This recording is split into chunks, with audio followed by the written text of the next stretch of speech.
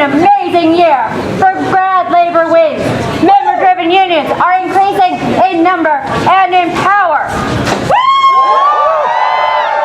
Across the country, grads and their allies are fighting against the corporatization of academia, fighting for equality, fighting racism, fighting for job security, fighting for health care, fighting for trans inclusion, fighting for harassment-free workplaces. That's right! We are fighting.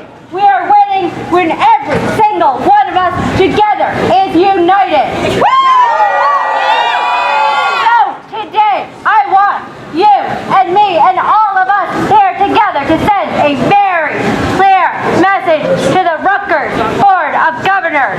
Graduate workers across the country are demanding child care support, quality health care, quality livable wages, elimination of tuition and tuition fees, and support for international students and safe workplaces.